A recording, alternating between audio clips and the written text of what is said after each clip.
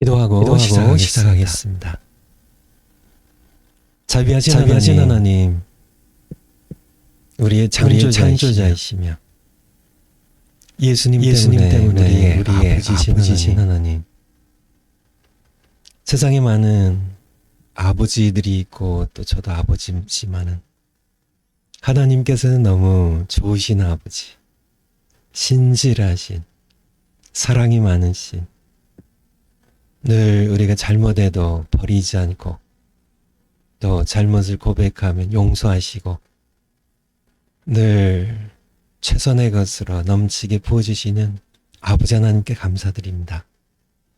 저희들 살아가면서 되돌아보면 저희들의 부족한 것이 너무나 많이 생각나고, 그렇지만은 우리가 과거에 매여서 후회하며 우리 인생 허비하지 않게 하시고, 또 주어지지 아니한 미래 하나님 손에 있는데 공연히 미래의 망상을 가지고 또 헛되게 살지 않게 하시고, 오늘 주신 하루, 내일 일을 염려하지 말라고, 한날의 괴로움은 그날에 족하다고, 주신 오늘 우리가 하나님의 자녀답게 하나님 아버지께 기쁨과 영광 돌리며 성실하게 살고 사랑하며 살고, 오늘 해야 될 일을 내일로 미루지 않게 하시고, 또 오늘 해야 할 용서를 오늘 할 수 있도록 그렇게 우리를 붙잡아 주시고, 또 우리가 순종하겠습니다.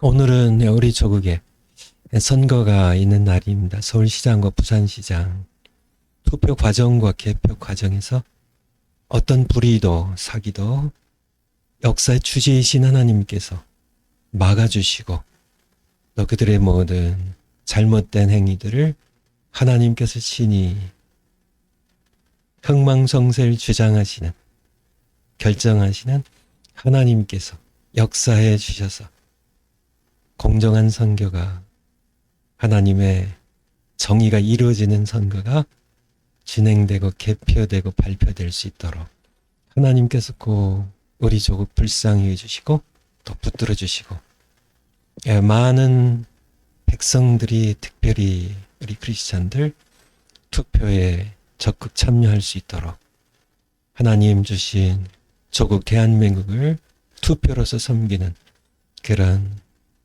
또 나뿐만 아니라 우리 자녀들, 또 우리 이웃에게 투표를 권하여서 우리 조국을 다시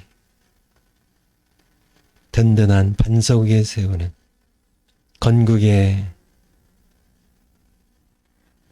우리를 위하여 하나님 주셨던 자유민주주의가 바로 세워지는 오늘 하루 되게 해주세요. 감사드립니다. 다시 우리가 구약 개혁 같이 공부하고 있습니다. 우리의 강사는 성령님이십니다.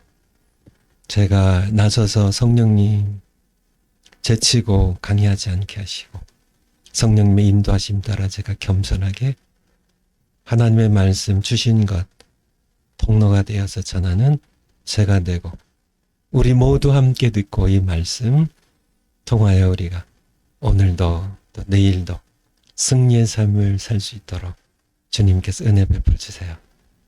감사드립니다. 찬양드립니다. 강의 끝난 시간까지 우리와 함께 하시고, 또 말씀해 주시고, 또 우리가 들을 때 집중할 수 있도록 모든 잡념들, 세상의 모든 악한 영들의 역사가 물러갈 수 있도록 우리를 지켜주시옵소서. 예수님의 이름으로 기도하옵나이다. 아멘. 예, 우리가 오늘도 강의하겠습니다. 강의 들으시는 여러분들 이렇게 어떠세요?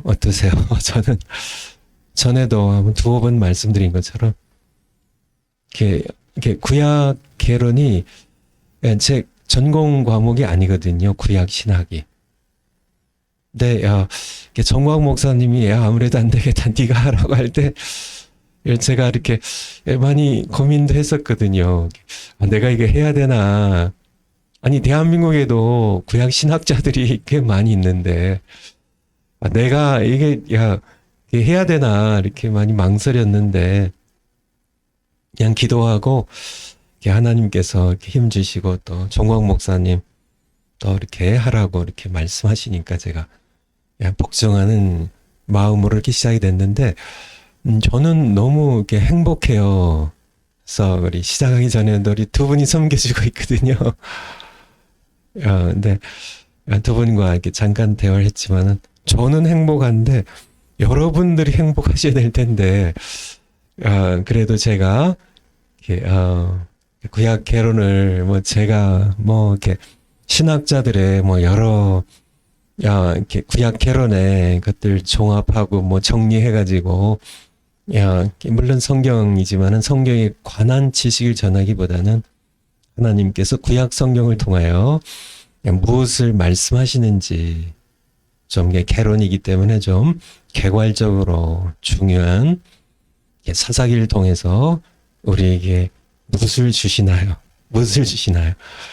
사사시대의 하나님 없이 왕이신 하나님을 거부하고 살았던 사람들의 그 부패와 비참한 말로들을 함께 이렇게 들으면서 저도 또 계속 배우고 있고요.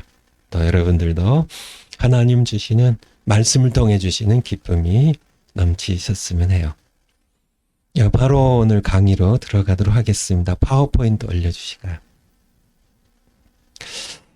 어제 우리 룻기 들어갔는데 룻기의 첫 번째로는 제가 칠판에 적은 것처럼 엘리멜렉에 대하여 사사시대의 어떤 인물이요? 전형적인 인물 엘리멜렉에 대하여 우리가 함께 보았고요.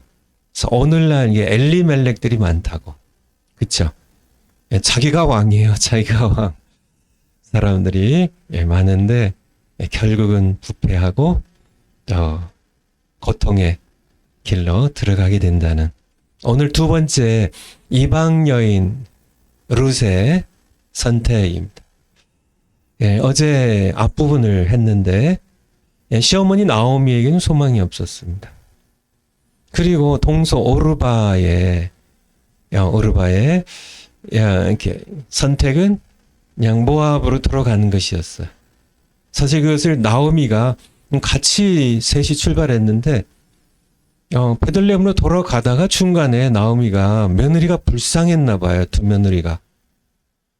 낯선 사람들 사이로, 낯선 민족이잖아요. 이 두 며느리에게는 낯선 민족, 유대 민족의 더 낯선 환경으로 이렇게 자기도 또 뭐 이렇게 베들레헴에 돌아가면 뭐 이렇게 집이 있고 뭐 잘 살 수 있는 그런 게 있는 게 아니라 그냥 빈손이 되어 가지고 거의 뭐 거지처럼 돌아오는 길인데 소망이 없으니까 이렇게 돌아가라고 이게 나오미가 했을 때 이 오르바가 기련의 아내죠.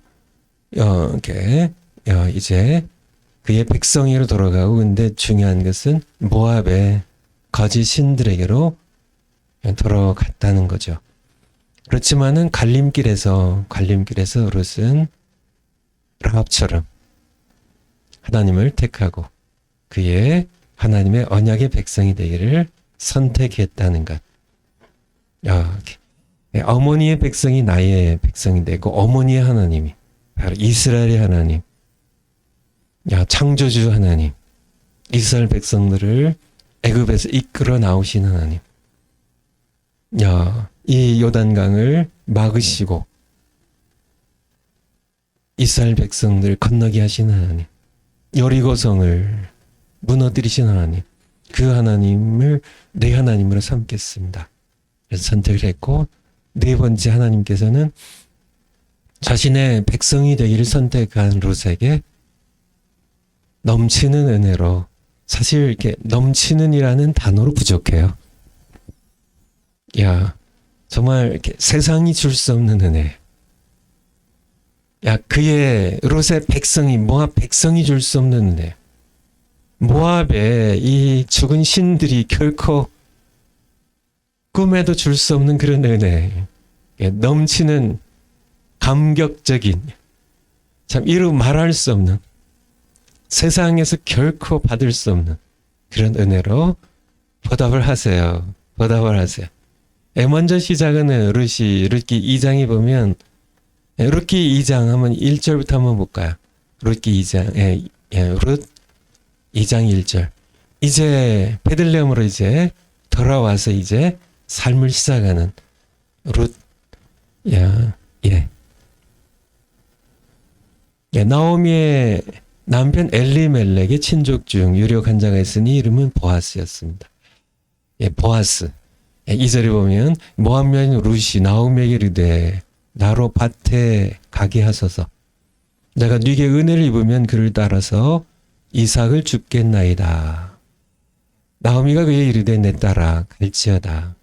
참 이렇게 두 과부가 된 나이 많은 과부 나오미와 젊은 과부 룻의 이 대화가 당장 먹을 게 없으니까 나가야 되는데 이제 늙은 시어머니 나오미는 일을 할 수 있는 그런 나이가 아니기 때문에 이 젊은 여인 룻이 이제 나가서 이삭을 주어서 이제 먹고 살려고 하는 거죠. 3절에 보면 룻이 가서 베는 자를 이제 당시 보리 베는 철이었는데 보리 베는 자를 따라 밭에서 이삭을 줍는데 우연히 엘리멜렉의 친족 보아스에게 속한 밭에 이르렀더라. 우연이라는 그런 단어가 나오는데요. 이 우연이라는 단어가 제가 이렇게 쭉 이렇게 성경의 역본들 찾아봤거든요. 근데 우연이라는 단어는 조금 그러니까 안 넣어도 되는 단어예요. 그러니까 한글 성경 번역하면서 물론 그러니까 뭐 의도적으로 가지 않았다는 뜻이에요. 근데 뭐 이렇게 뭐 그냥 이렇게 운이 좋아서 뭐 그런 뜻이 아니라는 거를 좀 말씀드리는 겁니다. 사실은 이 우연의 배후에 하나님이 계셨죠. 하나님 계셔서 그를 이 보아스의 밭에 가도록 룻을 인도했음을 우리는 계속되는 내용을 통해 우리는 보게 되죠. 좀 건너뛰어 가지고요. 2장 11절로 가죠. 11절로. 보아스가 룻에게 대답하여 가로되 내 남편이 죽은 후로 네 시어머니가 행한 네 시모에게 행한 모든 것과 네 부모 고국 신들을 떠나 전에 내가 알지 못하는 백성에게로 온 일이 내게 분명히 들렸느니라. 12절 같이 한번 읽겠습니다. 시작. 여호와께서 내 행한 일을 보응하시기를 원하며 이스라엘 하나님 여호와께서 그 날개 아래 보호를 받으러 온 내게 온전한 상 주시기를 원하노라. 참 귀한 축복이죠. 보아스가 내가 들었다고. 룻, 당신은 참 귀하고 착한 여인이라고. 착한 년이라고. 나이 많은 시어머니 버리지 않고 그렇게 따라와서 낯선 민족이 따라와서 이스라엘 하나님 여호와의 날개 아래 보호받기를 원해서 선택하여 내게 이스라엘의 하나님 여호와께서 내게 온전한 상 주시기를 원하노라. 그렇게 보아스가 얘기를 했고요. 결국은 룻기 여러분들 다 읽은 것처럼 이 보아스와 결혼을 하게 됩니다. 좀 건너뛰어서 4장 룻기 그냥 쭉 내려가도 돼요. 여기 길지 않 찾아도 되고 룻기 4장 4장 21절로 그냥 가죠. 룻기 4장 21절. 살몬은 보아스를 낳았고 이 보아스가 엘리멜렉의 친족이에요. 보아스를 낳았고 보아스는 오벳을 낳았고 근데 보아스가 누구를 통하여 보아스의 아내가 누구예요? 룻이에요. 여기서는 원래 족보에는 여자 이름이 빠지기 때문에 여기선 빼버렸는데 바로 이제 요 앞에 나오죠. 앞에 나오죠. 보아스는 오벳을 낳고 오벳은 이새를 낳았고 이새는 다윗을 낳았더라. 그렇게 해놓고 이제 사무엘상이 사실 사무엘상의 주인공이 셋인데요. 누구예요? 사무엘, 사울, 다윗. 지만은 세 명 중에 한 명을 뽑으라고 한다면은 사무엘상의 주인공은 다윗입니다.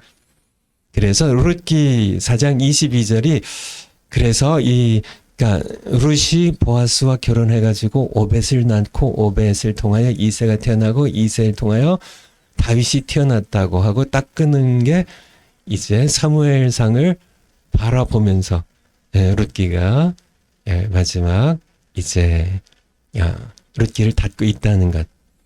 우리 마태복음 1장 신약성경 마태복음 1장 5절 6절 5절부터 한번 보죠. 마태복음 1장 여기 보면 이렇게 룻기 4장에 20절 21절 22절에 나와 있는 내용이 1장 5절 6절 그대로 나오거든요. 그대로 틀린 게 있다면 여자 이름만 둘 들어갔어요.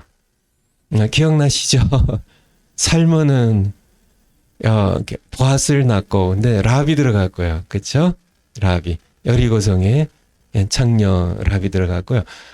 보아스는 오벳을 낳고 그렇게 룻기 4장 21절에서 그냥 그렇게 나왔는데 여기에 또 누가 들어갔어요? 룻에게서 오벳을 낳고 오벳은 이새를 낳고 그리고 이새는 다윗왕을 낳으니라. 거기까지가 이제 룻기 4장 22절 이렇게 끝나게 됩니다. 하나님께서 룻에게 룻이 그냥 동서 오르바처럼 아무래도 편하잖아요. 자기가 자란 모압 땅에 자기 부모 친척 친구들 다 있고 자기가 살았던 그곳에 이제 그냥 남는 것이 그래서 재혼해서 새 남편 만나갖고 살면 룻은 그래서 돌아갔잖아요. 뭐 더욱이 이제 시어머님이 돌아가라고 하시니까 룻도 그렇게 선택했다면 그렇게 했다면 어떻게 됐을까? 어떻게 됐을까요? 다윗도 태어날 수 없었고 메시아도 이 세상에 오실 수 없었어. 그것이 가능한 그러니까 논리적으로 가능한 얘기예요. 룻이 없었다면 보아스를 통하여 오벳이 태어나지 못했고 오벳이 없었다면 이새가 태어나지 못했고 이새가 태어나지 못했다면 다윗왕이 태어날 수 없었고 룻이 보아스와 결혼했기 때문에 다윗왕이 태어났고 예수님께서 다윗왕의 후손으로 이 세상에 룻이 있었기 때문에 이 땅에 사람이 되어 오실 수 있었다는 물론 하나님께서는 창세기 3장 15절에 여인의 후손으로 메시아를 우리 구원자를 사탄의 정수리를 깨뜨릴 메시아를 보내실 것을 룻이 아니어도 에스더가 아니어도 하나님께서는 하나님의 유대민족 구원의 역사를 이루실 분이지만은 룻이 없었어도 하나님께서는 또한 메시아를 보내실 그러한 역사를 진행하셨겠지만은 하나님께서 이 룻을 통하여 하나님께서는 다윗 왕이 태어나게 하시고 메시아 하나님의 아들이 이 땅에 오실 수 있도록 혈통적으로 조상이 되게 하셨다는 것. 그것은 참 이렇게 모압 여인으로 그가 모압 땅의 공주도 아니고요. 공주래도 별 의미가 없지만은 사실 성경적으로 의미가 없지만은 그런 이렇게 어떤 세상적으로는 천한 이런 신분의 더군다나 남편 잃고 과부가 되어서 가난하게 살아가는 한 여인이 하나님의 날개 아래 보호를 받으며 살기로 선택했을 때 하나님께서 얼마나 놀라운 것으로 갚아주셨는지 그것이 우리 하나님이세요. 그것이 여러분 한 분 한 분에게 이 하나님의 사랑이 임하고 있는 겁니다. 한량없는 은혜이지. 갚을 수 없는 은혜, 측량할 수 없는 은혜. 룻에게만 베푼 게 아니라 사실 여러분 한 분 한 분에게 여러분이 하나님의 은혜를 이 측량할 수 없는 하나님 여러분에게 이미 임했고 여러분들에게 계속 부어주고 계신 이 은혜를 여러분이 다 알지 못해서 그렇죠. 그래서 사도 바울이 에베소서 1장부터 이렇게 쭉 보면, 그러니까 내가 무릎 꿇고 비노니 하나님께서 주신 여러분의 부르심의 이 영광된 부르심과 이 기업의 이 한량없는 이 기업의 저의 영원한 기업이지 루세에게 주셨던 이 기업입니다. 여러분이 주신 이 기업의 크기를 여러분들이 좀 깨닫게, 계시의 정신을 주셔서 깨닫게 해주시길 원한다는 그런 사도 바울의 이 기도처럼 여러분들이 좀 아셨으면 좋겠어요. 아셨으면 좋겠어요. 우리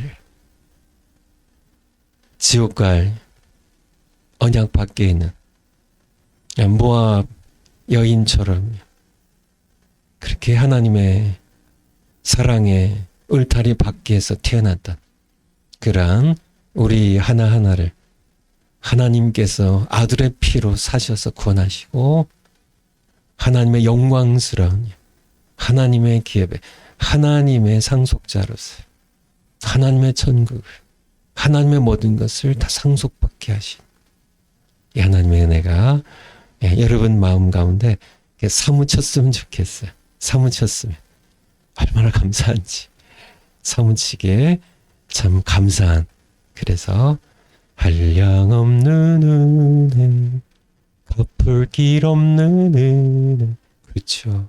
한량없는 은혜, 갚을 길 없는 은혜, 내 삶을 애워싸는 하나님의 은혜, 그렇죠. 그렇게 찬송만 들어도 우리의 눈에 감사의 눈물이 핑 도는, 그렇죠. 나 같은 것, 그렇잖아요. 저 같은 것, 그쵸. 별 쓸모없는 죄인인데 느려 터지고요. 하나님의 은혜를 잘 못 깨닫고 자주 실수도 하고 또 하나님 앞에 늘 여러 가지 크고 작은 그런 죄들도 범하고, 그래서 하나님 마음 속상하게 하고, 그러한 우리에게, 저에게, 여러분 한 분 한 분에게 베푸신 하나님 은혜가 너무너무 사무치죠. 너무 감사하지. 우리 파워포인트 빨리 마무리하고 좀 오늘 진도를 빨리 나가도록 하겠습니다. 올려주세요. 파워포인트. 갈림길에 여러분 서 계신가요? 갈림길에 서 계신 분들 계시다면 그 갈림길에서 룻처럼 하나님을 택하시라고요.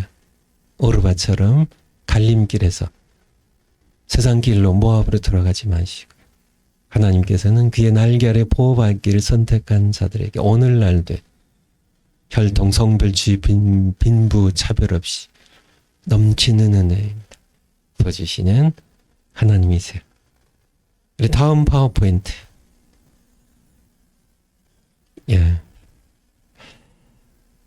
그래서 우리 이게 지도인데요.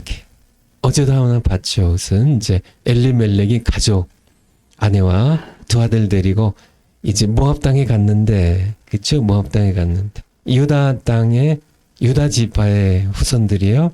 베들레헴에 살다가 그 초록색으로 베들레헴에 살다가 모압으로 갔는데 다시 이제 남편도 죽고 모압 땅에서 두 아들도 죽고 다시 나오미가 며느리 룻과 함께 다시 모압 땅에서 이제 일어나서 루벤 지파 땅을 거쳐서 이제 요단강을 건너가지고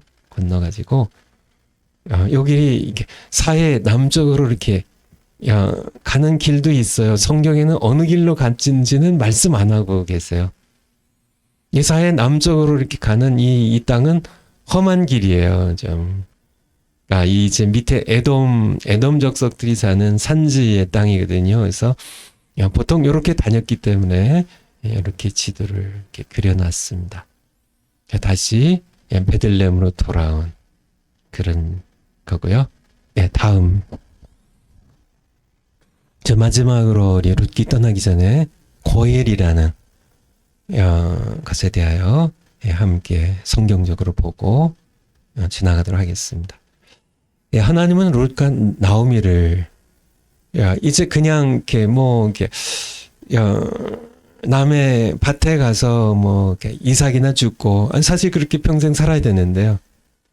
하나님의 계획은 그렇지 않았어요.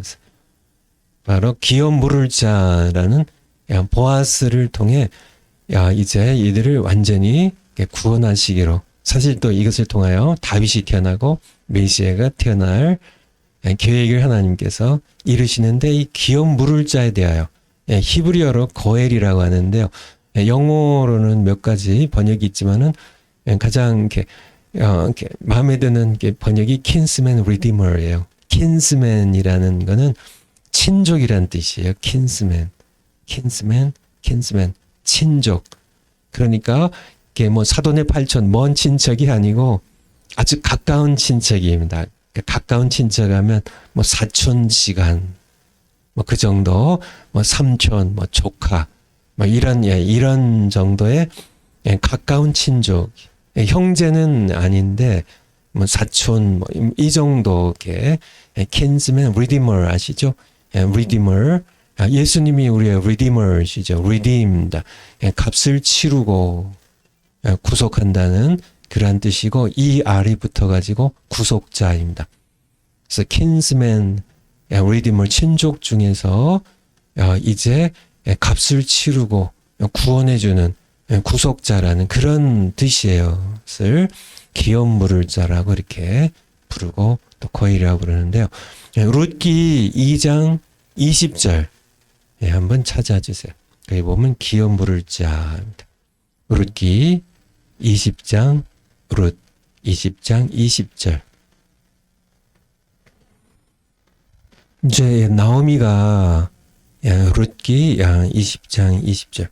제 며느리 룻기 2장 20절. 미안해. 내가 20장이라 그랬죠. 룻기 4장밖에 없어요. 내가 이렇게 나이가 들어서 그러나 아니면 제가 룻기 2장 20절 올려주세요. 나오미가 자부 며느리 르세게 이르되 여호와의 복이 그에게 보아스에게 있기를 원하노라. 그가 생존한 자와 사망한 자에게, 생존한 자는 나오미죠. 사망한 자는 엘리멜렉과 그 아들들이죠. 이게 은혜 베풀기를 그치지 아니하도다. 나오미가 또 그에게 이르되 그 사람은 보아스는 우리의 근족이니, 그러니까 먼 친척이 아니고 적어도 이렇게 말씀드린 것처럼 한 사촌 정도의 근족이니 우리 기업 물을 자. 이게 기업 물을 자가 바로 그러니까 고엘이라고 그래요. 고엘이라고 하고 kinsman redeemer라고 기업 물을 자 중 하나이니라. 3장 9절에도 또 다시 얘기하죠.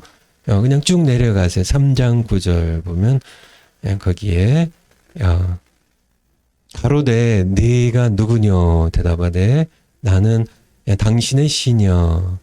야 시녀, 그러니까 계집종 루시오니. 지금 그러니까 이렇게 타작마당에 이렇게 루시 이제 밤에 이렇게 시어머니 나오미의 지시를 따라서 가서 보아스의 보통 이제 유대인들이 겉옷을 이렇게 덮고 이렇게 자거든요. 겉옷을. 그래서 그 겉옷 끝자락에 이제 이렇게 루시 거기에 이렇게 누워서 보아스의 옷자락으로 네 몸을 덮으라고 그렇게 하거든요. 그래서 당신의 옷자락으로 시녀를 덮으소서. 이제 이게 보아스가 깼어요. 그때 이제 나누는 대화입니다. 보아스와 루시. 당신은 우리의 기업을 그 성경 구절 올려주세요. 덮으소서. 당신은 우리 기업을 물을 자가 되미니이다. 당신 우리의 기업 물을 자. 기업 물을 자. 이렇게 나오죠. 자세한 내용들은 여러분들이 다 아시니까 우리 파워포인트로 다시 돌아가죠. 그래서 기업 물을 자. 그래서 이 나오미와 룻의 기업 물을 자가 보아스였다는 것. 그래서 파워포인트의 두 번째, 기업 물을 자 고엘은 보통 두 가지거나 두 가지가 합쳐지는데요. 첫 번째, 가난하여 기업을 이제 여호수아 시대 때 땅을 다 이렇게 분배받았잖아요.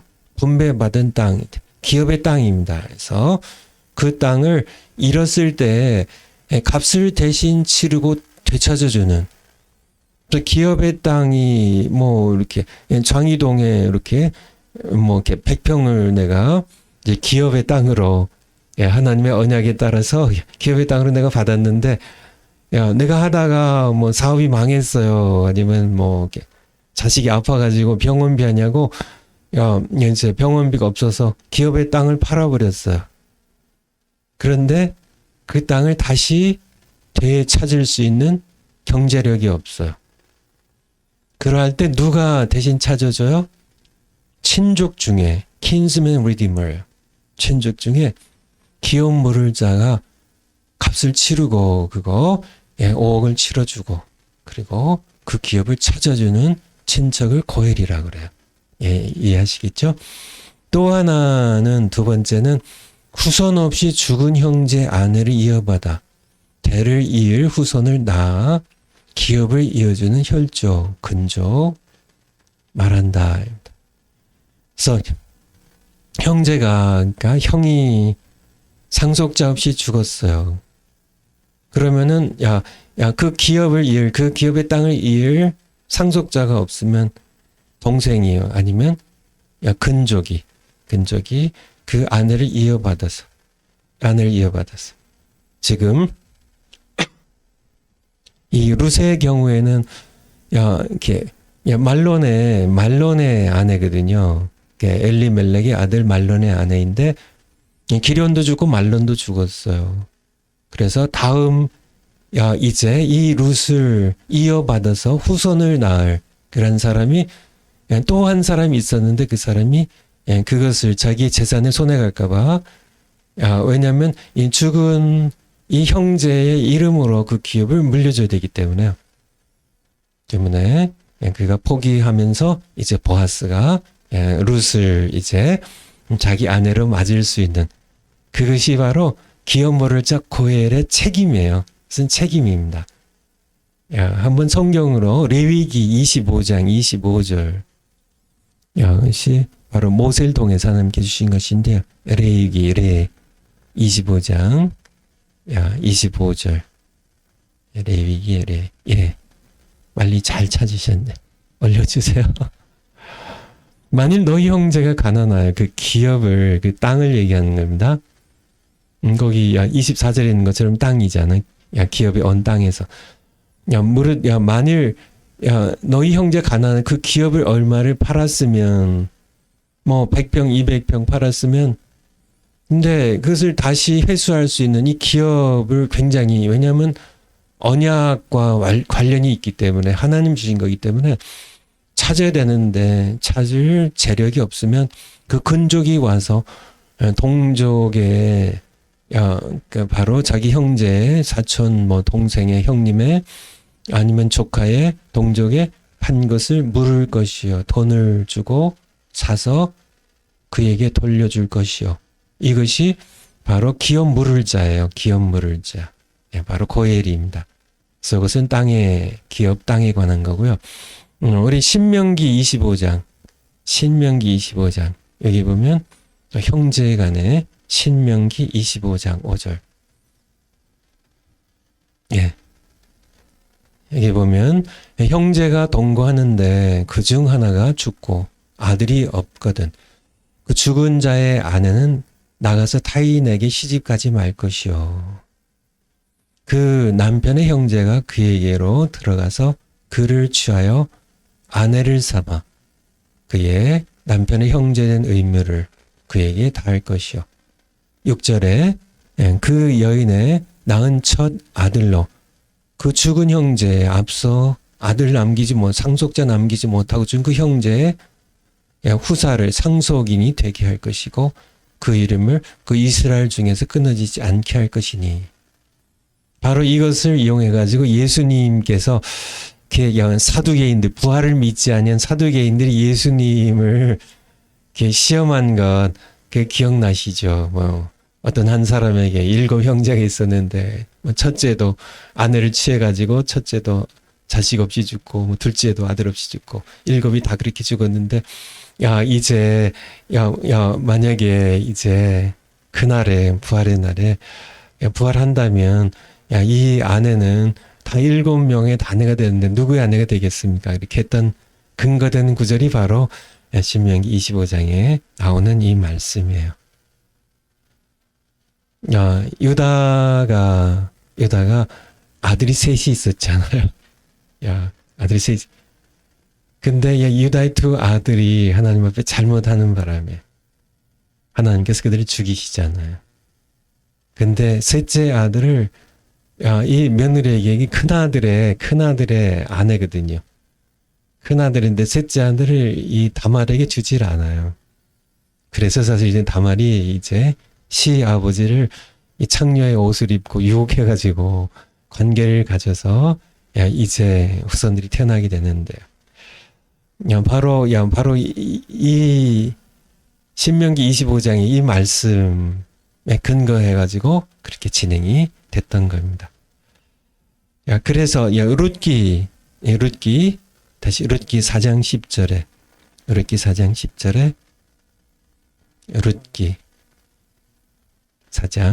10절에 이렇게 보면 이제 보아스가 이제 룻을 4장 10절 올려주세요. 또 말론의 아내 모압 여인 룻을 사서 보아스의 얘기예요. 보아스가 이제 내가 이 모압 여인 룻을 사서 나의 아내로 취하고 그 죽은 자의 기업을 그 이름으로 이 말론의 이름으로 잊게 하여 그 이름이 그 형제 중과 그거 성문에서 그 형제 성문에서 끊어지지 않게 하며 오늘날 너희가 오늘날 성문에서 이제 이것을 진행하거든요.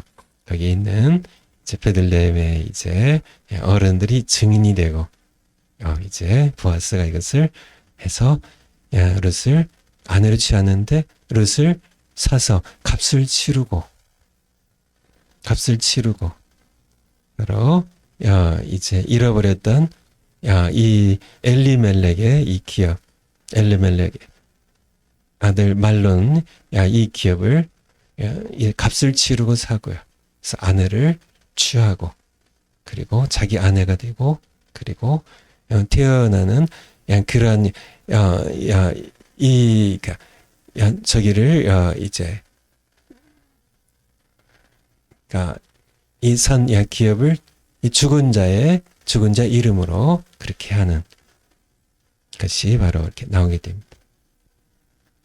세 번째 우리 파워포인트 예수님은 우리의 기업 물을 자 고혈이 되셔서 우리의 죄값을 치르시고 우리를 구속하셔서 영원한 기업에 하나님의 기업에 동참하게 하셨다는 우리 성경 고린전서 6장 20절에 보면 너희는 값으로 산 것이 되었으니 라고 우리를 값으로 사셨어요. 무슨 값으로? 예수님께서 어떤 값을 치르셨어요? 자신의 피로 값을 치르셨죠. 우리 히브리서 9장 15절 한번 신약성경 9장 15절 히브리서 0915 9장 15절 히브리서 9장 15절 이를 인하여 그는 새 언약이 충분히 그는 누구예요? 예수님이시죠? 이는 첫 언약 때 범한 죄를 속하려고 죽으사 부르심을 입은 자로 하여금 영원한 기업의 약속을 얻게 하리 하심이니라. 우리가 하나님의 영원한 기업입니다. 우리는 죄로 말미암아 이 기업을 다 잃어버렸어요. 잃어버렸는데 예수님께서 우리로 하여금 다시 하나님의 영원한 기업을 상속할 수 있도록 우리를 다시 그의 피로 사셨음을 우리에게 말씀해 주고 계시죠. 우리 이렇게 떠나기 전에 성경 한 구절만 더 찾아보겠습니다. 요한계시록, 신약 성경 요한계시록 5장 9절, 개 0509, 요한계시록 5장 9절. 같이 한번 읽겠습니다. 시작. 새 노래를 노래하여 가로되 책을 가지시고 그 인봉을 떼기에 합당하시도다. 일찍이 죽임을 당하사 각 족속과 방언과 나라 백성과 나라 가운데서 사람들을 피로 사서 하나님께 드리시고. 아멘. 피로 사서, 우리를 사서 각 족속과 방언과 백성과 나라 가운데서 여러분 한 명 한 명을 예수님께서 피로 사서, 그분이 우리의 고엘이 킨스맨 리디머가 되시기 위하여 그는 성육신 하셔 사람이 되셨어요. 하셔서 우리의 고엘이 되셨어요. 우리의 기업 물을 자가 됐어요. 우리는 하나님의 이 영원한 기업을 상속받을 그런 능력도 재력도 아무것도 없는데, 그래서 결국은 이렇게 하나님께서 받는 이 기업에, 영원한 기업에 상속을 받지 못하고 그냥 죽어야 될, 지옥 가야 될 그러한 우리를 위하여 피로 우리를 사셔서, 피로 우리 죄값을 치르셔서 우리로 하여금 하나님의 상속자가 돼서 하나님의 기업을 상속받도록 하시는 그런 고엘이 되셨음을, 이것이 바로 복음이에요. 복음이에요. 정말 나오미처럼, 룻처럼 다 망해버린, 본인의 힘으로는 도저히 일어설 수 없는, 그 기업을 되찾을 수 없는 그런 나오미처럼, 룻처럼 우리는 마찬가지죠. 그래도 그들에게 조그만 소망이 있다면 우리에겐 소망이 더 없었습니다. 우린 도저히 우리 죄값을 치를 수 없었다. 도저히 치를 수 없었다. 하나님께서 우리에게 주시는 기업을 되찾을 수 없었던 그런 우리를 위하여 예수님께서 피를 흘리셔서 그 값으로 우리 죄값을 치르시고 우리를 해방시키셔서 하나님의 영원한 기업을 동참하게 하신 이 은총이, 이것은 너무너무 귀한 것이죠. 로마서 8장 2절에 보면 이는 그리스도 예수 안에 있는 새 언약의 중보자이신 그리스도 예수 안에 있는 생명의 성령의 법이 죄와 사망의 법에서 너를 해방하였음이라고. 자녀임은 또한 상속자, 후사, 곧 그리스도와 함께한 상속자, 우리를 삼아주신, 하나님을 아바 아버지라 부를 수 있게 하신 우리 예수님께 우리는 늘 감사드려야 되겠죠. 바로 예수님께서 우리의 고엘이 되셨습니다. 오늘 사무엘 상으로 우리 이제 넘어가도록 하겠습니다. 파워포인트 올려주세요. 사무엘상 하면 저 새 인물입니다. 제가 앞서도 잠깐 말씀드렸는데 사무엘상 하면 새 인물이에요. 사무엘, 사울, 다윗이에요. 근데 한 명을 꼽으라면 그쵸, 좀 망설여야 되겠지만 사무엘 해야 되나 다윗을 해야 되나. 근데 다윗이에요. 다윗입니다. 두말 할 것 없이 사실 다윗이에요. 사실 다윗을 통하여 메시아가 태어나시거든요. 다윗은 구약 인물 가운데 모세가 중요하지만은 그럼에도 불구하고 결국은 성경 전체가 창세기부터 요한계시록까지 메시아 예수 그리스도 증거하기 위하여 주어진 하나님의 말씀의 책이기 때문에 결국 이 구약 성경 전체, 메시아 예수님 빼고 구약 성경의 전체에 가장 중요한 인물 한다면 모세나 엘리야보다 다윗을 꼽아야 될 거고요. 그러니까 우리가 물론 신구약 성경 전체 가장 비교할 수 없을 만큼 가장 중요한 주인공은 예수님이시지만은 예수님을 이 땅에 오시게 한 그 혈통의 조상인 다윗이 중요하다는 것. 그래서 여러분들이 레위기 하면 딱 두 가지 생각나야죠. 길과 삶, 그렇죠? 5대 제사 이렇게. 그렇죠? 민수기 하면은 첫 세대 반역, 두 번째 세대 뭐 그렇게요. 신명기 하면 딱 떠오르는 게 뭐예요? 설교예요. 아시겠죠? 복종입니다. 그렇게 사사기 하면요 둘로예요. 악순환, 불순종의 악순환, 그리고 전적 부패, 왕이신 하나님 없이 살았던 그런 결과로서 그렇게 기억하시는데, 사무엘상은요, 사무엘, 사울, 다윗 그렇게 기억하시면 돼요. 그러면 사무엘상은 다 끝난 거예요. 사실은 이 세 사람에 대하여. 우리 사무엘상 다음 장이요. 개요. 첫 번째 저자는 그냥 빼버렸습니다. 계속 같으신 분이라. 대필찬 사무엘 혹은 갓 나단으로 그렇게. 그래서 원래 사무엘상은 원래 히브리어 성경에서는 한 권의 책이었는데요. 70인역이라고 들어보셨죠? 70인, 셉타라는 게 7이라는 뜻이거든요. 70인역이 셉터진트라고 그래요. 셉터진트. 70인역인데 예수님이 땅에 오시기 약 200여 년 전에요. 주전 3세기죠. 주전 3세기에 이집트 알렉산드리아에서 유대인 성경학자 72명이 70인역인데 70명의 유대인 성경학자들의 번역본이라는 거예요. 히브리어 성경을 코이네 헬라어라고 코이네 헬라어라고 그러니까 평민들의 헬라어예요. 코이네 헬라어. 물론 신약 성경도 코이네 헬라어로 쓰여지는데요. 히브리어였던 구약 성경이, 물론 당연히 히브리어겠지. 히브리어 구약 성경을 시대가 많이 바뀌어서 이제 헬라어들을 이렇게 유대인들, 디아스포라들도 이제 헬라어들을 쓰고, 또 그 당대에 수많은 사람들이 헬라어를 많이 썼기 때문에, 라틴어보다 더 많이 썼기 때문에 헬라어로 이렇게 옮긴 것이 바로 이 70인역이라고 그래요. 보통 약자로 이 70인역을 이런 거 한번 보셨나요? L이 50이라는 뜻이에요. 이 X가 이게 10이라는 뜻입니다. 그래서 50에 열을 더해가지고 70인역이라는 70인역 성경을 얘기할 때 보통 이렇게 많이 표현을 해요.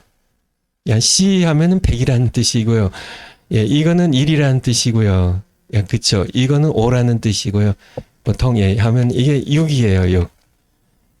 1, 2, 이게 다 I 두 개입니다. 3, 4는 어떻게 할까요? 여기다 하면 4예요. 더 큰 숫자의 왼쪽에 놓인 숫자는 빼는 거예요. 5고요. 6이고요. 7이고요. 뭐 이거 할 필요 없지만은 이게 8이고요. 9는 어떻게 할까요? 여러분들 머리 좋으신 분. 이게 9예요. 10이고요. 11, 12 쭉 해나가면 됩니다. 근데 이건 뭘까요? 40이에요. 40. 44는 어떻게 될까요? 이게 40이니까 44. 아시겠죠? 50, 10 하니까 70입니다. 80은요? 90은요?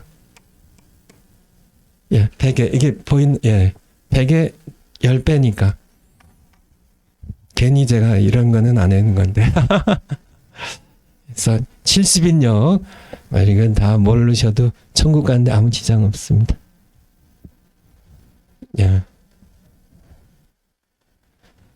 미국의 미국에서는 이렇게 풋볼이면은, 그러니까 이 축구가 아니고 미식 축구예요. 좀 많이 틀리죠.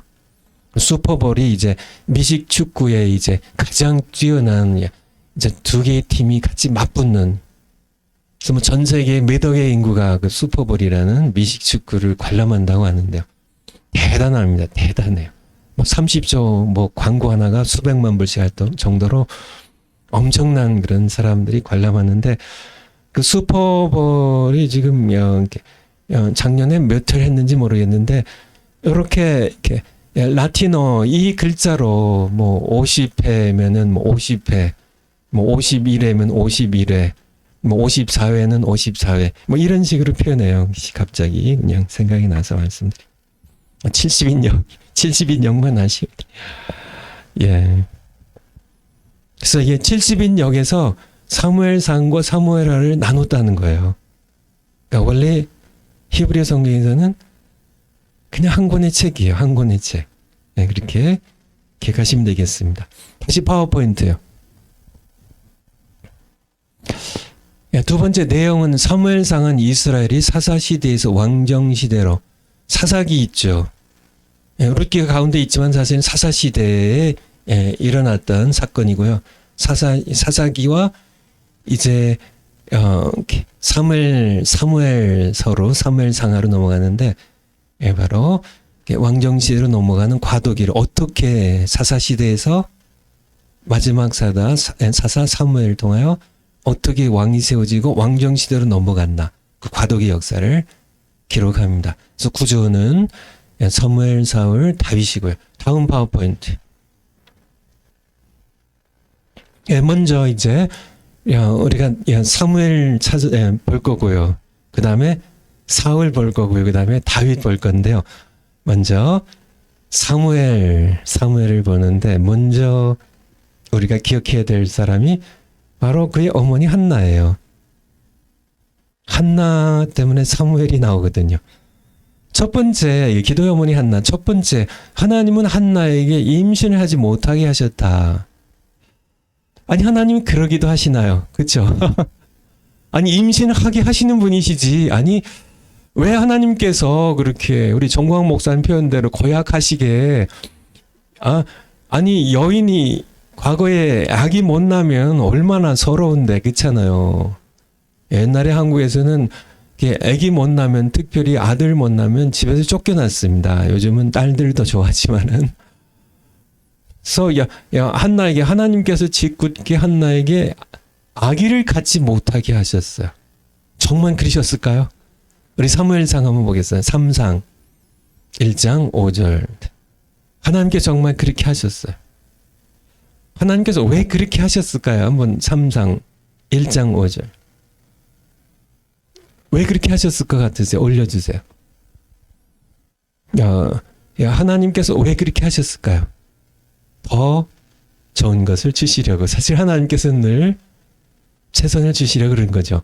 한나에게는 이 남편 엘가나가 갑절을 주니 이는 그를 사랑함이라. 그러나 하나님께서 그로 성태치, 잉태가 성립되지 못하게 하시니. 누가 하신 거예요? 하나님께서 하신 겁니다. 하나님께서 한나로 아기를 갖지 못하게 하시니. 6절에 보면 6절에 여호와께서 그로 한나로 성택해 아기를 같이 임신하지 못하게 하심으로 그의 대적 분인나가, 이 분인나랑 이 한나가 이 엘가나의 두 아내예요. 아내가 둘인데 이 분인나는 이제 엘가나에게 자녀를 낳아줬어요.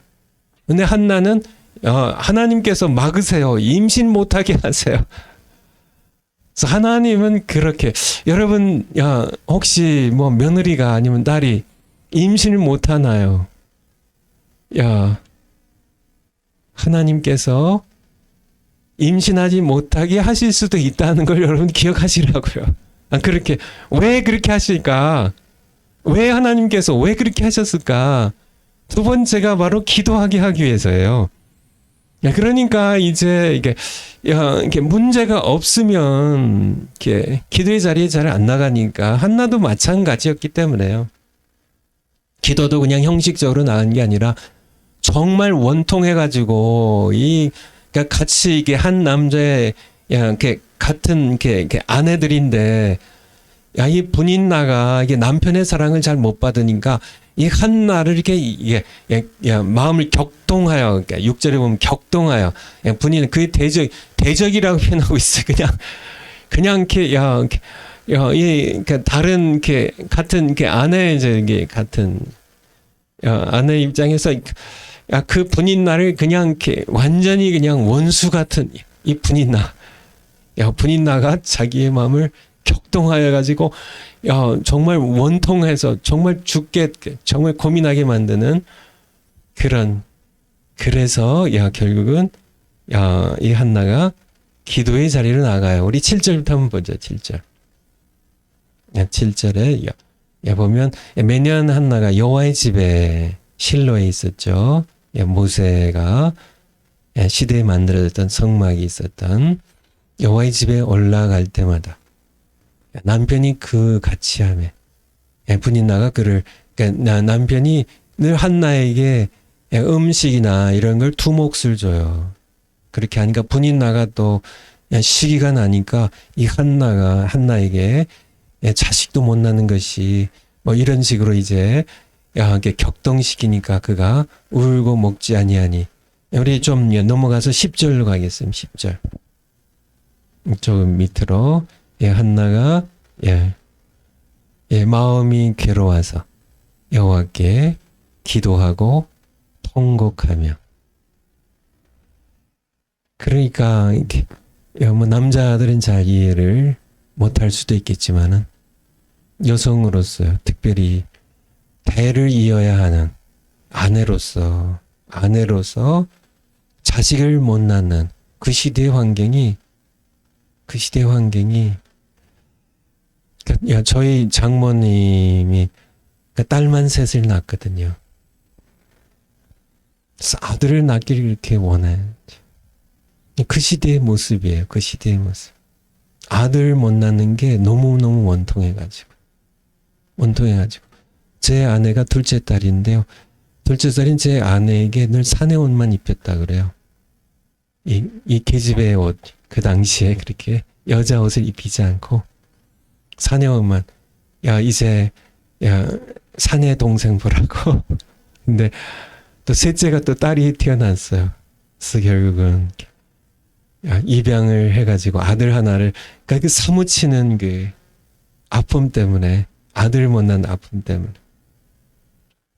그래서 저희에게 처남이 한 명이 있었는데 결국은 이렇게 뇌동맥이라고 하나요?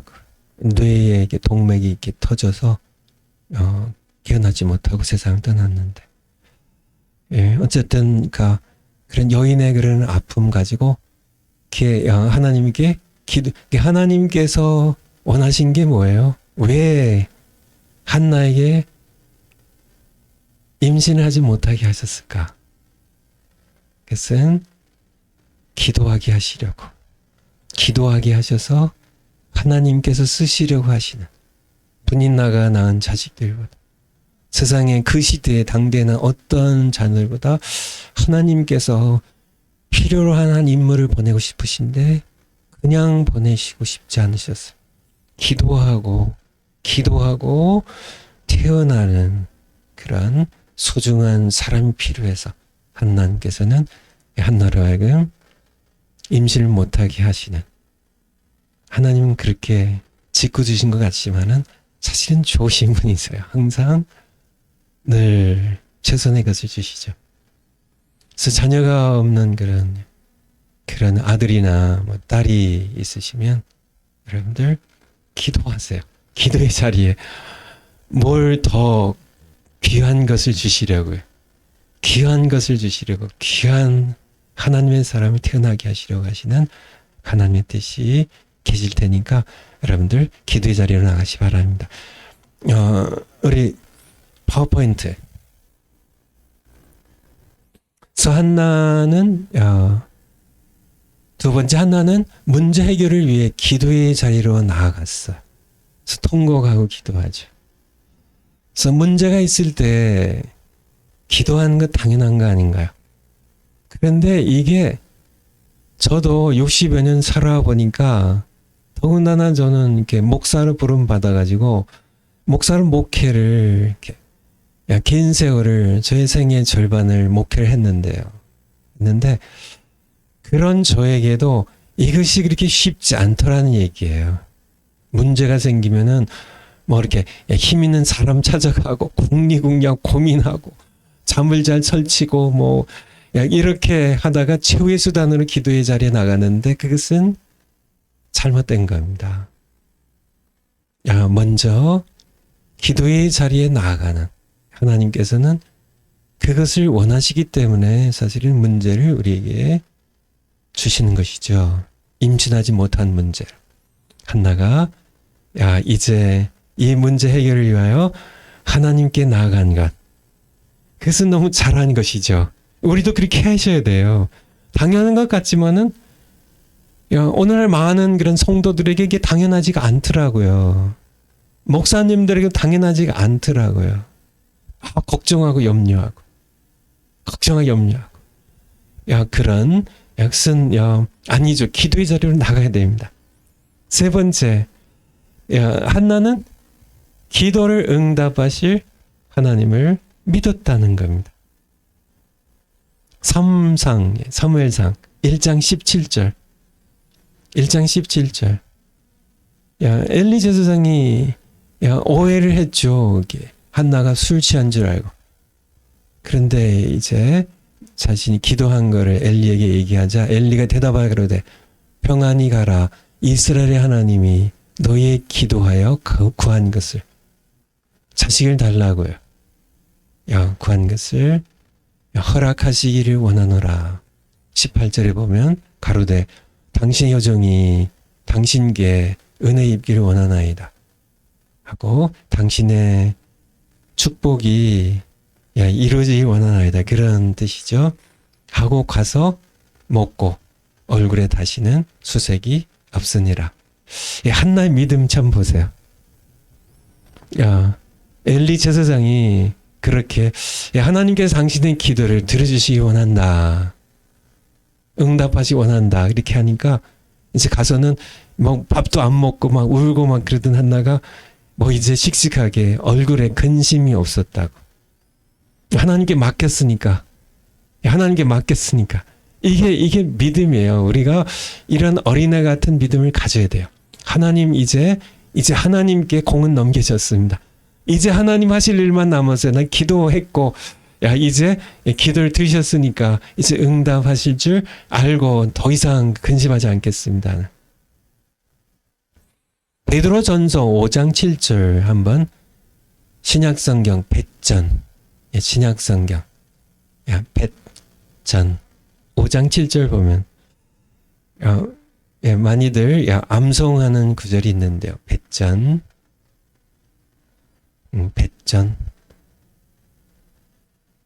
5장 7절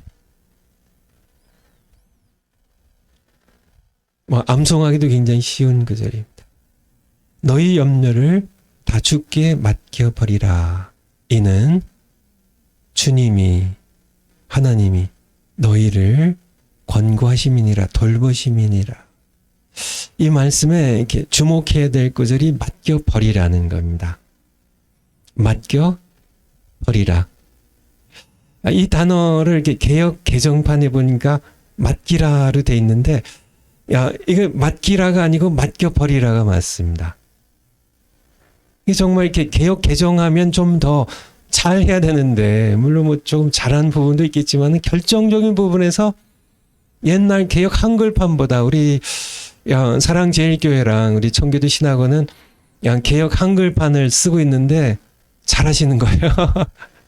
아니 결정적인 부분에서 이렇게 실수들을 하는지 아니 이렇게 잘 번역해 놓은 걸 왜 더 엉터리 번역으로 가냐고요. 개역 개정을 하는데 아니 그냥 놔두기라도 하지.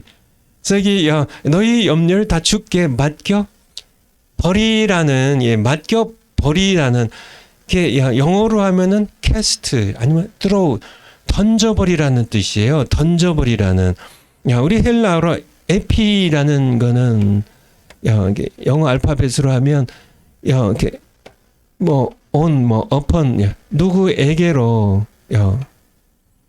에피발로거든요. 에피발로. 립토. 예, 립토를 썼네요.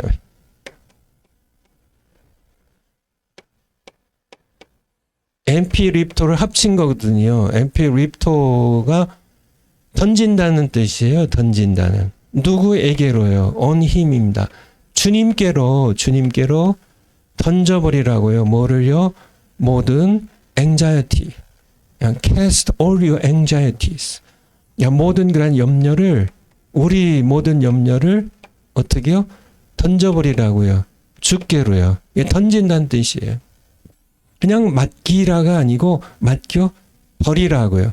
예, 맡겨 버리라고. 아니면 직역해서 그냥 모든 염려를 주님께 던지라고. 그냥 던져버리라고. 그러니까 우리는 늘 염려를 주님께 이렇게 이 염려가 있는데 주님 맡아주세요. 하지만은 늘 이제 일어설 때 보면 다시 염려 갖고 가거든요. 계속 수색이 있고 염려가 있고 근심이 있고. 그러니까 이렇게 성경에서 아예 베드로를 통하여 그냥 너희 모든 염려를 주께 맡겨 그냥 던져버리라고 그렇게 말씀하겠어요. 그러니까 이 한나가 그렇게 한 겁니다. 그냥 이렇게 애기 못 낳는 이 염려, 이거를 주님께 그냥 맡겨 버린 겁니다. 그냥. 다시는 수색이, 다시는 근심이 없어요. 가서 이제 즐겁게 잘 먹고 그렇게 하세요. 이제 다음은 이제 하나님께서 하실 일만 남은 거죠. 그래서 하나님께서 응답하세요. 사무엘상 1장, 다시 아까 3장 1장 17절 다시 보죠. 여러분들도 그렇게 하셔야 돼요. 1장 17절. 그러니까 염려를 기도하고 그렇잖아요. 염려가 있어서 뭐 자식들 속썩여서요. 뭐 누가 아파서요. 뭐 교회에 여러 가지 일들이 있어서요. 뭐 우리 조국에 여러 가지 일들이 있어서 하나님께 맡겨 버리는 겁니다. 하나님 맡겨 버릴게. 그냥 던져 버려. 하나님께 염려를 그냥 던져 버리세요. Cast all your anxieties. 너희 모든 염려를 cast throw. 그냥 이렇게 투수가 이렇게 포수를 향해서 이렇게 야구공을 던지듯이 하나님께 그냥 던져버리는 겁니다. 그것이 이렇게 베드로전서 5장 7절 말씀에 던져버리라고. 왜냐하면 이는 그가 he cares for you. 그가 care 해주세요. 돌봐주세요. 권고하세요.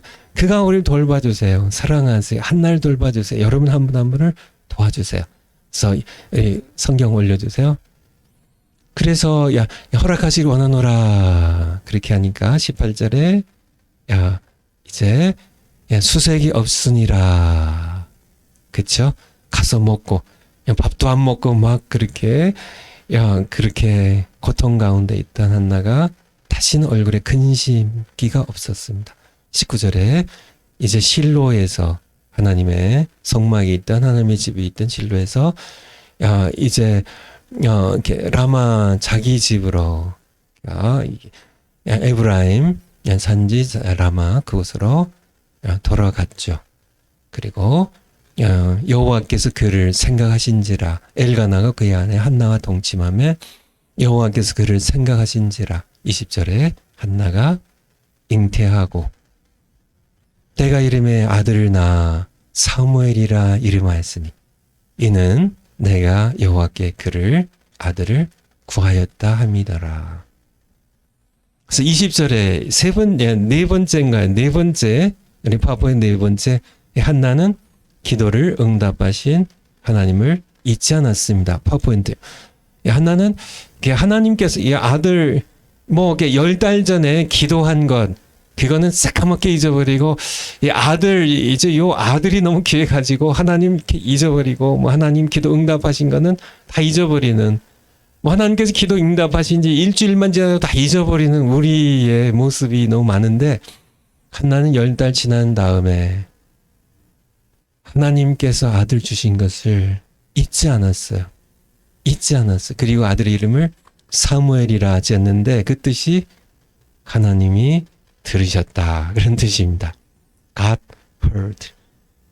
하나님께서 들으셨다는, 내가 기도했는데 하나님께서 들으셨다는, 하나님이 잊지 않는, 하나님께서 우리 기도를 응답하시기가 어떤 데는 하나님 겁나실 것 같아요.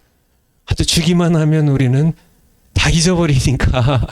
그렇지 않아요? 사업 망해가지고 기도해서 하나님께서 우리에게 응답해 주셨는데 사업 잘 돼가지고 더 많이 세상적으로 살아가고 하나님 까마득히 잊어버리는, 병 낫게 해줬더니 건강해져가지고 더 열심히 맛있는 거 사 먹으러 다니고 그렇게 하나님이 잊어버리는 그런 우리가 될까봐 이 시대에 하나님의 백성들이 늘 우리는 잊어버리잖아요. 주시면은 목회도 성공하면 다 자기가 한 것처럼.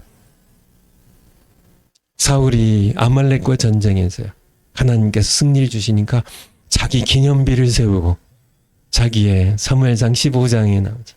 자기 기념비를 세우고 가버리는 그런, 하나님께서 승리 주신 것은 가만두게 잊어버리고 자기만 드러내려고 하는, 사업 성공한 것, 하나님께서 기도 응답하신 것은 모르고 다 자기가 잘해서 성공한 것처럼 하나님 잊어버리는 그런 언약의 백성들이 많은데, 한나는 그렇게 하지 않았어요. 아예 아들의 이름을 사무엘이라고, 하나님 들으셨다. 사무엘아 사무엘아 부를 때마다 하나님 들으셨어. 너는 하나님 내 기도 들으셔갖고 태어난 아이야. 사무엘아 사무엘아.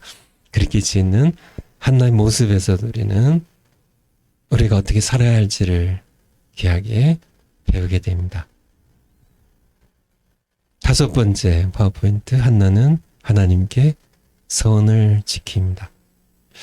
사실 기도할 때 1장 11절에 한나가 뭐라고 기도하냐면, 한번 1장 11절 한번 볼까요? 이 여종에게 아들을 주시면, 1장 11절에 아들 주시면 서원 기도, 그죠? 이게 서원 기도. 아들 주시면 만군의 여호와여, 만일 주의 여종의 고통을 돌아보시고 나를 생각하시고 주의 여종 한나 저에게 저를 잊지 아니하사 아들 주시면 내가 그의 평생에 그를 여호와께 드리고 삭도를 그 머리에 대지 아니하겠네. 우리 사사기 삼손할 때 봤죠. 나시린의 서원이에요. 하나님께 근데 평생을 드리겠다고.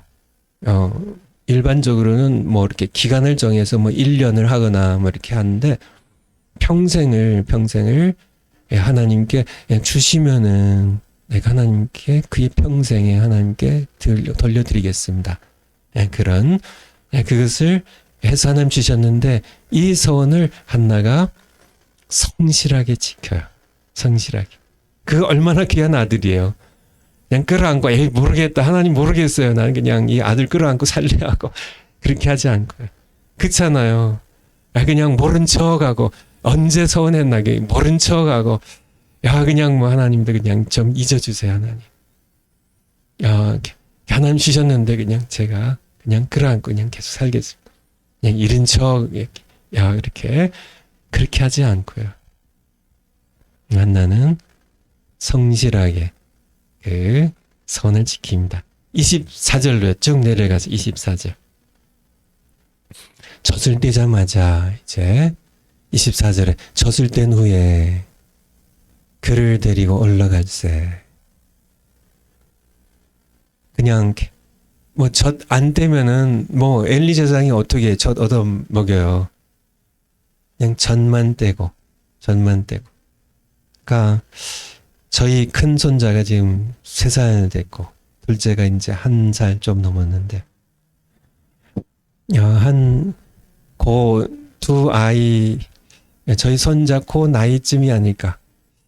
그런 아이들이 제 얼굴에 삼삼한데, 우리 손자, 대만에 있는 손자, 그런 아이를 젖을 떼고 이제 뭐 요즘은 젖을 좀 일찍 떼지만 그 당시에는 젖을 좀 더 오래 했겠죠. 뭐 그 당시엔 이유식이 없으니까 한 2-3살 정도 됐을까요? 3-4살 됐을까요?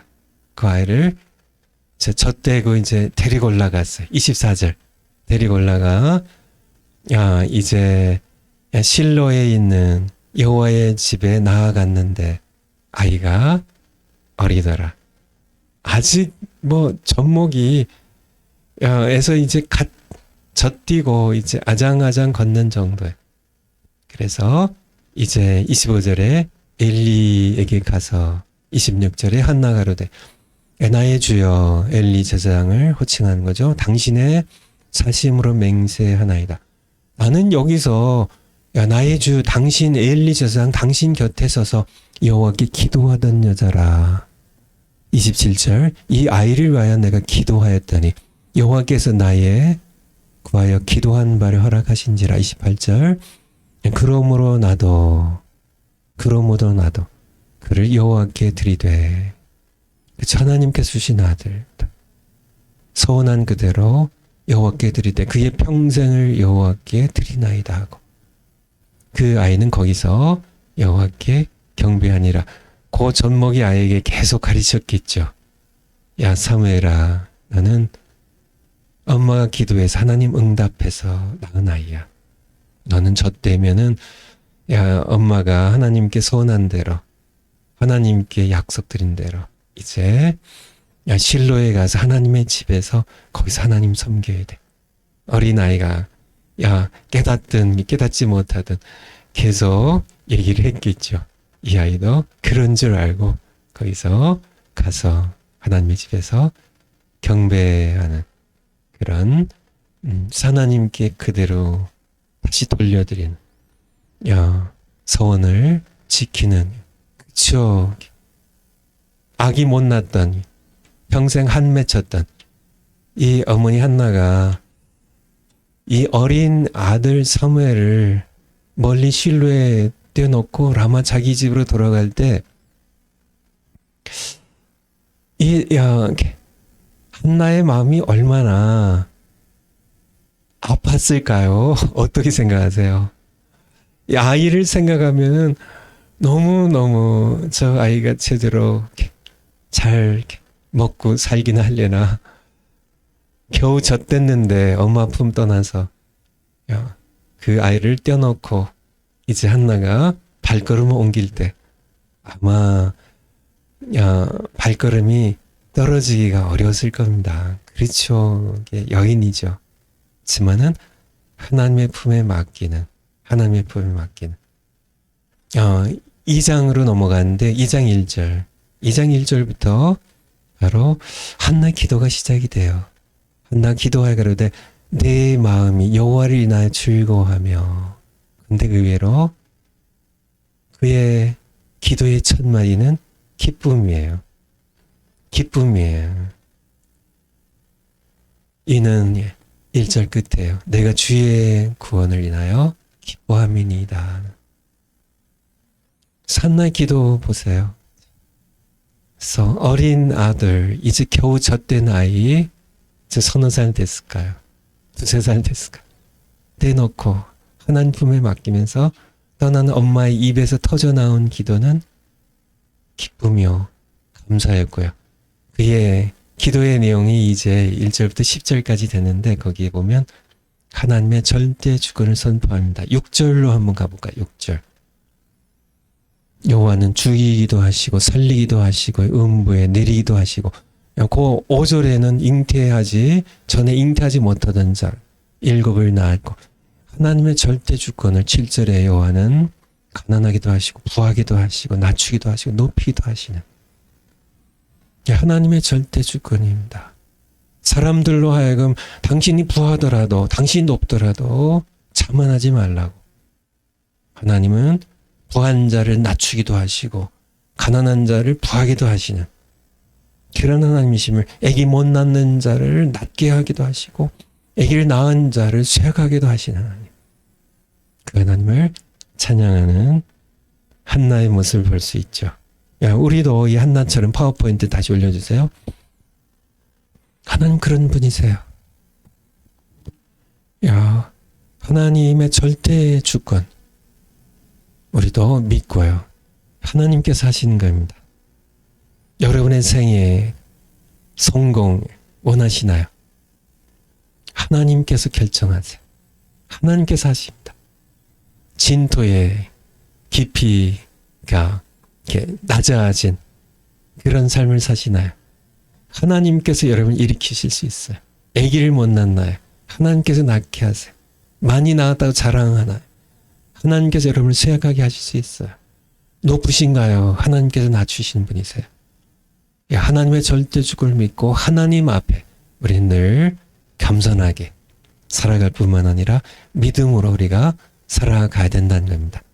7번째 마지막으로 하나님은 그런 한나에게 그래 고맙다. 내가 너희 아들 줬는데 다시 데려왔구나. 고맙다 하고 끝나신 게 아니고요. 하나님께서는 다시 은혜로 갚아주세요. 사무엘상 2장 21절. 사무엘상 2장 21절. 사무엘상 2장 21절. 여호와께서 올려주세요. 한나를 권고하사 돌보셔서 그로 한나로 잉태하여 세 아들과 두 딸을 낳게 하셨고, 그치? 하나님께서는 그냥 늘 더 주고 싶어 하시는 분이세요. 하나님께서는. 그래서 한날 처음에 잉태하지 못하게 하셨던 이유는 사무엘이라는 하나님 쓰시고자 하는 귀한 인물이 엄마의 기도를 통하여 태어나기 원하셨기 때문에 더 좋은 것을 주려 하신 것이고요. 한나가 다시 사무엘을 하나님께 드렸을 때 5 자녀를 주세요. 그리고 사무엘은 사무엘대로요. 여호와 앞에서 지혜롭게 건강하게 잘 자라게 하시는 그런 은혜로 다시 갚아주시죠. 우리 파워포인트 다음 장이요. 사무엘의 어머니 한나에 대해서 봤고요. 2번째, 하나님께서 그 시대를 위해 준비한 사람 사무엘입니다. 사무엘은 하나님께서 세우신 제사장이었어요. 바로 레위 지파. 이 엘가나가 레위 지파예요. 레위 지파가 여러 12지파에 흩어져 살았잖아요. 특별히 에브라임 지파에 산지에 살았지만은 레위 지파 고하세 후손입니다. 고하세 후손. 근데 이 엘리 제사장은 이 고하세 이 후손 가운데 이 아므람과 고하세 자녀가 아들이 아므람과 이스할이 있거든요. 이스할. 근데 그러니까 모세와 아론과 그 후손 엘리는 아므람의 후손이고요. 아므람의 후손이고, 그 다음에 이 엘가나와 사무엘은 이스할의 후손입니다. 그래서 어쨌든 유다 지파임을 여러분들 아시면 되겠고요. 그래서 성경 구절은 역대상 6장에서 한번 찾아보시면 되겠고요. 2번째, 우리 이스라엘의 첫 두 왕 사울과 다윗에게 기름 부은 선지자였습니다. 누가요? 사무엘이요. 사무엘상 3장 20절 한번 볼까요? 사무엘상 3장 20절. 하나님께서 그를 3장 20절. 3장 20절. 사무엘이 이제 컸죠. 단에서부터 브엘세바. 성경에 이 표현이 종종 나오는데요. 단은 이스라엘 땅에 하나님 주신 약속의 땅에 최북쪽이 그러니까 북단이 단이고요. 남단이 브엘세바예요. 남쪽이. 그래서 단에서부터 브엘세바까지 하면은 이스라엘 온 땅에 온 이스라엘이 사무엘은 계속 주세요. 사무엘은 여호와의 선지자로 세우심을 입은 줄 알았더라. 왜냐하면 19절에 사무엘이 자라매 여호와께서 19절에 여호와께서 그와 함께 계셔서 그의 말로 하나도 땅에 떨어지지 않게 하시니, 백성들이 하나님께서 사무엘을 선지자로 세우셨다는 것을 사무엘이 하나님께 듣고 말씀하면 그것이 이루어졌기 때문에 선지자를 세웠음을 알게 됩니다. 우리 파워포인트로 다시 갈까요? 파워포인트로서 사무엘상 10장 1절에서 누구를 기름 부을까요? 이스라엘 첫 왕인 사울에게 기름을 붓고요. 16장 13절에 우리 파워포인트 올려주세요. 16장 13절에서는 사무엘상 거기 작은 두 번째 사무엘상 10장 1절에는 사울을요. 16장 13절에서는 누구를 기름 부을까요? 왕으로 다윗을. 누가요? 사무엘 선지자가. 그러니까 제사장 겸 선지자가. 그가 세 번째 그는 사사시대와 왕정시대를 잇는 마지막 사사였습니다. 그가 이스라엘 백성을 다스렸다고 사무엘상 7장 6절에서 말씀해 주고 계세요. 네 번째 그는 기도의 어머니를 통해 태어난 기도의 사람이었다는 겁니다. 한나가 기도의 사람이에요. 그쵸? 기도를 통해서 아들 사무엘을 낳죠. 근데 기도의 어머니를 통해 태어난 사무엘도 기도의 사람이었다는 거예요. 기도의 사람이었다는. 그래서 사무엘상 우리 7장으로 한번 가죠. 3상 사무엘상 7장 5절. 기도의 어머니가 중요해요. 3상 7장 5절. 기도의 어머니가 중요해요. 기도의 어머니를 통하여 기도의 자식들이 나와요. 기도의 사람들이. 올려주세요. 사무엘이 가로되 온 이스라엘은 미스바로 모이라. 내가 너희를 위하여 여호와께 기도하리라 하매. 기도의 사람입니다. 우리 조금 내려가서 9절 보죠. 9절로 사무엘이 젖 먹는 어린 양을 취하여 온전한 번제를 여호와께 드리고 이스라엘을 위하여 여호와께 부르짖어 기도하매 여호와께서 응답하셨더라. 그렇게 말씀하겠어요. 기도의 사람입니다. 12장 사무엘상 12장 23절. 이제 사울 왕을 세운 다음에 이제 백성들이 요구해서 사울 왕을 이렇게 세우게 되는 그런 과정 속에서 사무엘이 12장 23절.